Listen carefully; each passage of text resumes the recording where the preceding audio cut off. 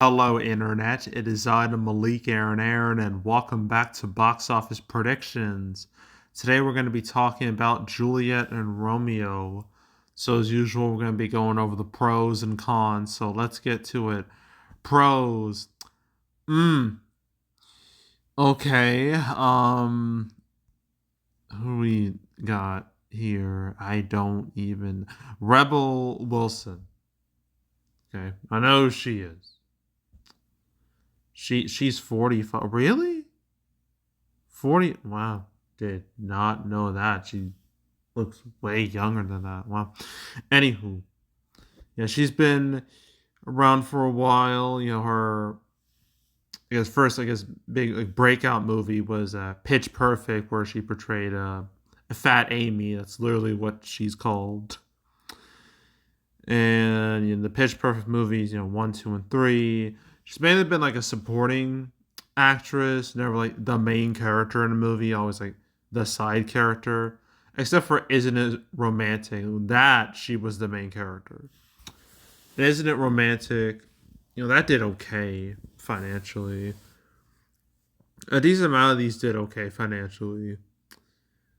There's Cats. I will never, ever forget Cats. Ever. That movie was the experience of a lifetime. Everyone ran away from it. I didn't. I watched that movie in theaters, opening night. It was one of the best and worst decisions I've ever made as a moviegoer.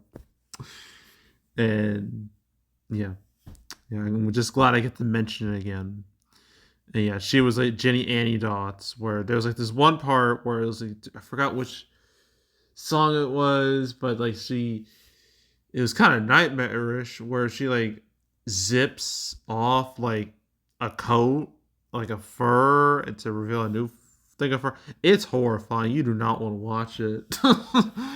um, but yeah, Rebel Wilson, she's very recognizable. But who else do we have in this cast? Like I have no idea. Okay, let me see. Rupert Everett. What? Oh, dude who voiced Prince Charming in the OG Shrek movies. Oh, okay then. He's mainly known for the Shrek movies, being Prince Charming in those. A decent amount of these I'm noticing are voiceover roles. So, yeah, besides that, not much here to really mention. What else is there? Jason Isaacs. Yeah, I recognize you. He voiced in Avatar: The Last Airbender. Which character did he voice? I think was it General Zhao? Zhao? I think that was him. I'm pretty sure that was. I'm pretty sure. I will look it up just to be sure, because I want to get like my facts right. Jason Isaacs. What is he? Yes, Admiral Zhao, not General Zhao. Admiral Zhao. Zhao. Okay. Okay. Cool.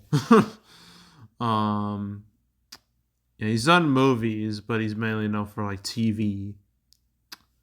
But he was mainly, he was Lucius Malfoy in the Harry Potter movies. Dating all the way back to like Chamber of Secrets. He was also in Armageddon. I see Dragonheart. I see The Patriot. I see Black Hawk Down. Mainly, the Harry Potter movies. Yeah, mainly those. This is Fury too, but he's very much a supporting actor type guy. What else? Dan Folger. Yeah, yeah. He was in the Jacob Kowalski and the Fantastic Beast movies. It's also in Balls of Fury, a very stupid movie I watched as a kid, but for some reason it's just always like in the back of my mind. Like It's a movie I should have forgotten about, but I just haven't for some reason. I don't know. But he's voiced quite a few characters too, in Horn Hears a Who and Kung Fu Panda. So, it's a mix of like live action and just voicing characters in animated movies. But yeah, we got some recognizable faces, so I'll label that as a pro. And that's the only pro this movie's getting. Okay, cons. Ugh. Reviews. Horrible. 20%. I know there's only 20 reviews, but still, that's very bad. There's no way to sugarcoat that. Oh, I just read a critic review right here. This isn't a movie, it's a prom theme. Wow, okay. There's no audience score because, rightfully no one's watching this thing. People are smart enough not to do that. But for any poor soul who watched it, I'll read some reviews. Okay, these reviews are kind of. I'm getting an unhinged vibe here. Some of these reviews. Um. Okay, let's look. Half star. Bad, boring, a waste of 2 hours. 1 star. The songs all sounded like rejects from the Greatest Showman soundtrack. Chemistry is not there at all. And OMG, the ending. Truly desecrating Shakespeare. Yeah, 5 stars. This is a High School Musical on steroids. I love the turns and twists. The ending was great. The music was good, but needed a little more dialogue to balance the story out. I love the backstories. Okay. um. Oh, let's see. Ooh. Okay, this one's long, but I feel like I need to read it. Half star says I made a Rotten Tomatoes account just for this movie. Okay. It is truly one of the worst movies I've ever seen. The songs are truly unremarkable. Juliet has literally one scene by herself, and even that is just pining over her and Romeo's relationship. They made Romeo ridiculously edgy. The nurse has around 5 to 7 lines, and yet by the end, the movie's trying to gaslight us into thinking she had any kind of importance in the movie. The amount of flashback montages is insane, not to mention how ridiculous they all are. And they take love at first sight to more than an absurd level. You would think, based off of the pining they show for each other, they would have known each other for at least a few weeks, but no, they're fully ready to die for each other after 3 days. That's in all caps. 3 days. Again, one of the worst movies I've ever seen. I sincerely ask that you do not give this company any more money by watching it. Pirate it if you still really want to watch it. So this person poured their heart and soul into this review. They made an account just to review this movie. So overall the word on the street is it's no good. So that's a con. Another con, there are way too many Romeo and Juliet movies out there, either based off the actual Shakespeare story or play, whatever. Movies that are inspired by it, they're a parody of it. There's too many. I imagine this movie only switched the names so it can stand out a little more. But still, no one wants any more Romeo and Juliet movies. They need to go away.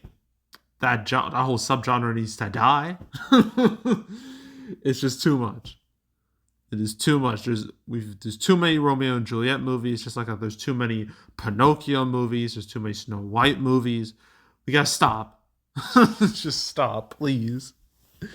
If you're gonna redo something, at least redo something that hasn't really been touched all that much. Like, why do another Romeo and Juliet story? No one's asking for this. Nobody. Everyone knows the story. Everyone knows what happens. There are these two people from different backgrounds are willing to die for each other, and they do. And what people really don't want is that this is a pop version of Romeo and Juliet. That's something no one on planet Earth asked for. So, yeah, too many Romeo and Juliet movies, and the fact that this is a pop version of that makes it infinitely worse. So, that's all a big old con. Another con is that this is the second weekend of May. Historically, this is a very bleh weekend. It's just a weekend that's just kind of sandwiched in between the first weekend and then the weekend before Memorial Day. This is just like the other weekend in May that gets neglected like all the time. And this year is absolutely no exception. And yeah, I mean because of that, that's a con by itself. And I guess who even distributed the same Barrack? Oh my god, Barracliff Entertainment. They've had no real hits, like period. They've recently released Magazine Dreams, a movie that went absolutely nowhere. Sneaks, which also went nowhere. Yeah, most of their movies have went absolutely nowhere. So, yeah. So that lackluster track record, I'll label that as a con. And I think that's it. Yeah, I think this is in like, hold on. I think this is like 1,000 theaters, something like that. I'll check to be sure. I know it's not a super wide release. Okay. Oh, 1,350 theaters. So, yeah, not a whole lot of theaters either. So that's a con too. Forgot to mention like Fight or Flight's low theater count. All these movies have low theater counts this weekend, so that's a con for all of them. But yeah, so opening weekend, $1 million feels just unrealistic. um, Probably gonna get closer to like 500K. So I'm gonna go 500K or lower. Opening weekend, it's total less than 1 million. This movie's gonna disappear so fast. You'll question if it ever released at all. So yeah, that was Juliet and Romeo. We got one more movie to talk about, Shadow Force, and then we're done for the weekend. So yeah, that's it. That's all. Make sure to subscribe, like this video, leave a comment, turn on notifications, share the whole drill. Want to check out more videos on the I lost my train of thought. Want to check out any of the other prediction videos I made this year, the past few years? You want to watch any of them? Go right ahead. There's also box office recaps where I go over the box office results for any particular month. Either today or tomorrow, I will make my April recap. Probably tomorrow to be more realistic. But yeah, April recap will come in the next day or so. And May recap will be like the first week, 2-ish weeks of June. So stay tuned for that as well. If you want to watch any of the past recap videos I made on the channel, you can go right ahead. There's also the canceled series where went over all the movies that were supposed to come out but didn't. Never talked about any of these movies here highlighted. So yeah, but I've made 250 episodes of canceled. So if you want to watch if you want to binge watch that whole series, I highly suggest you do that. So go do it. And yeah, that's it. That's all. I am out. Goodbye.